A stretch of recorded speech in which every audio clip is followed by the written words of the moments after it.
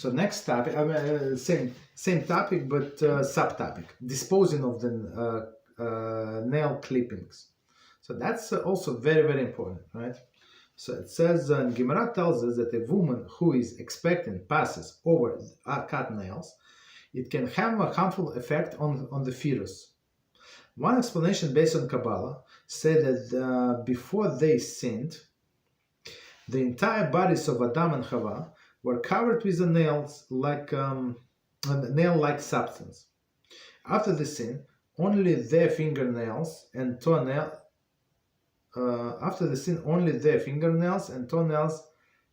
had nails. Okay. After the fingers and toes had nails. I apologize. Okay.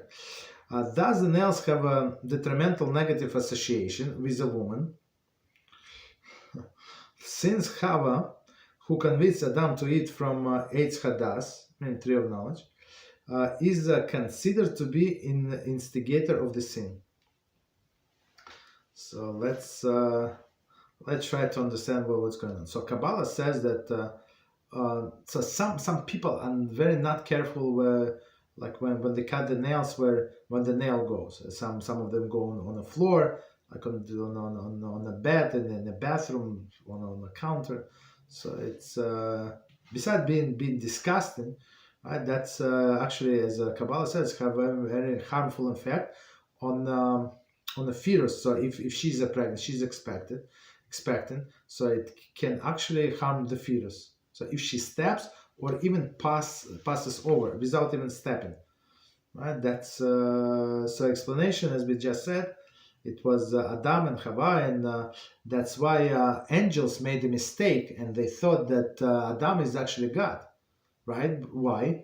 Because he was covered. His skin was like a fingernail, like substance, like I guess, right? And it was like reflecting the light, so it was shining like a sun, and that's why angels did not know like who is this. So they thought that it's actually God, right? And after and he was splendorous and stuff like that. And after he did the sin with Chava's help, of course. So Hashem lowered their rank, and they have only remembrance on the fingernails, right? The fingernails and toenails. And there is a reason, actually, we spoke about Havdalah recently. Of course, as I said, whatever I said at that time, it was only a summary. The subject is Havdalah much longer, right? But one of the things, one of the reasons why we look at the nails and try to see reflection of this candlelight on the nails, because that's we have to remember what happened to Adam. So he was kicked out on Erev Shabbos from Gan Eden, and it's like everything is left. What is left from his glory, from his former glory, we have a remembrance. These little nails, right? And of course, Hashem gave him wisdom. He was very scared. Adam was very scared to spend the whole night in a complete darkness. So Hashem gave him wisdom to rub 2 stones, and he got the light, right? He got the light, and that's why we make a blessing on the muktzeh Shabbos on light. Why? Because that's when the fire came into the world. Not the light, but the fire. Light of the fire. Okay, that's the thing. That's a connection between nails and Adam and Havdalah. Continue. So since she, in some sense, so she was instigator of the sin. So now her descendants, right? Chava's descendants, all these women, right? So they're going to suffer from this, right?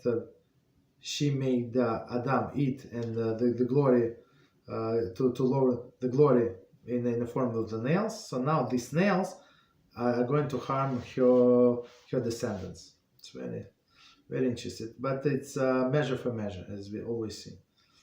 As a result, one must be careful when cut where the nail clippings fall. Just 1 second. Where the nail clippings fall when cutting them. One may let the clippings fall in a place where women seldom walk, such as Beis HaMedrash. Okay, it's a Mishnah Berurah. So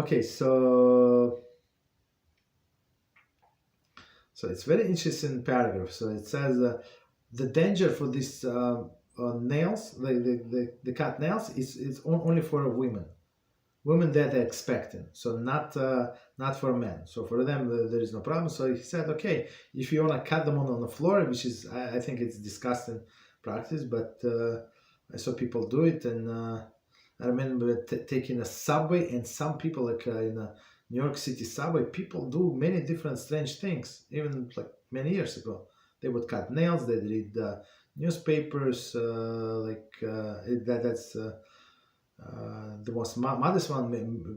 Women would apply like makeup and stuff like that. I mean, people would eat, chat, do many crazy things. New York subway. So of course, and these people would clip the nails like right on the floor, which is disgusting. Okay, but he said when okay, if there is no other choice for whatever reason, do not ask me, but you can do it when women usually don't walk. Where? Beis HaMedrash. So in yeshiva usually there is no women. Okay, so even if she would come to call her husband, but still it's like she's not going to walk around. Maybe she would ask somebody to go into the room, not to disturb other men. So that's the proper thing to do. Continue. The Gemara states that the best way to ensure that expectant women do not step over the nail cuttings is to burn them, so that they would no longer be of concern. The next best method is to bury them. However, in that case, they might resurface. There is a dispute among the poskim: is flushing them or washing them down the drain comparable to the burning or burying them?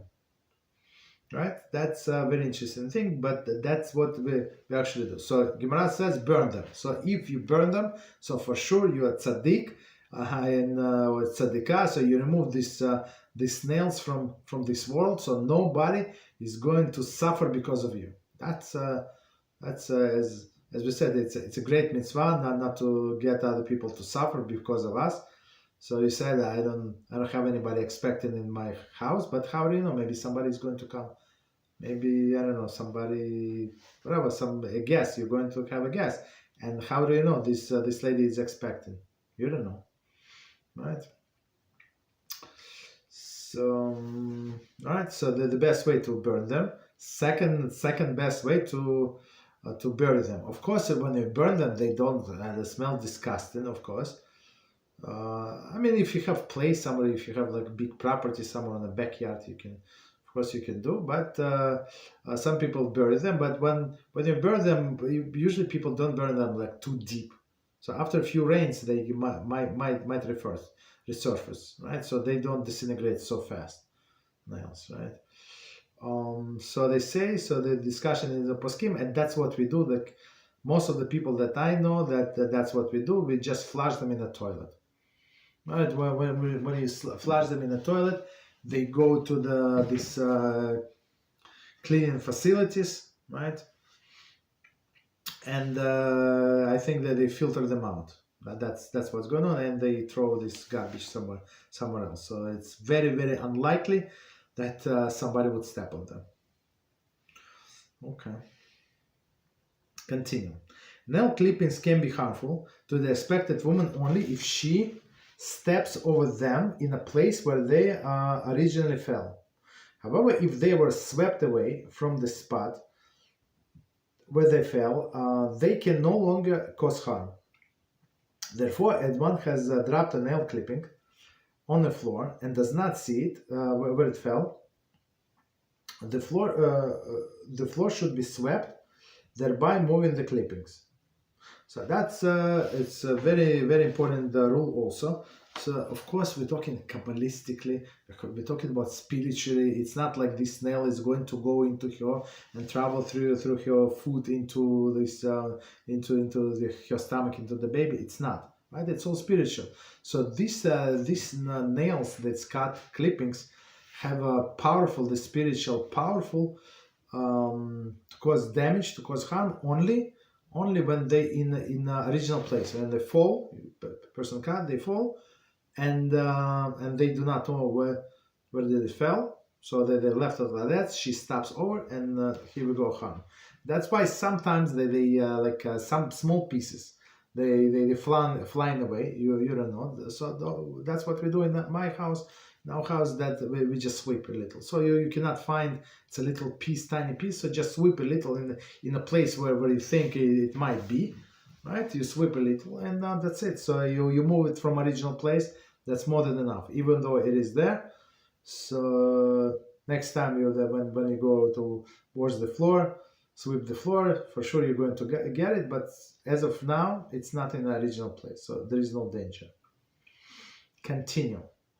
An expected woman who goes to the nail salon must be very careful. Wow, that's very interesting. Where she walks, since it is likely that there are nail clippings on the floor. There is a dispute among the poskim if there is concern also applicable to toenails clippings. That's amazing one, right? So he says, as an expected woman is go to salon. So you go to salon. I mean, most of them like owned by not Jews, so they do not care. So a few pieces of clippings will fall on the floor. Do they care? They do not care. So this is expected woman. Like it's very dangerous. She must be very careful. I'm not sure what exactly she can do. I'm not sure. Maybe I would say do not go to the salon if she cares about the baby, right? Not being harmed, but it says be very, very careful. Okay, continue. There is a dispute among the poskim if these concerns are also applicable to toenails clipping. So toenails, so for sure, as we saw before, the fingernails are like more dangerous, like more spiritually dangerous than toenails. But as we said, there is a dispute among the poskim. Some say yes, some say no.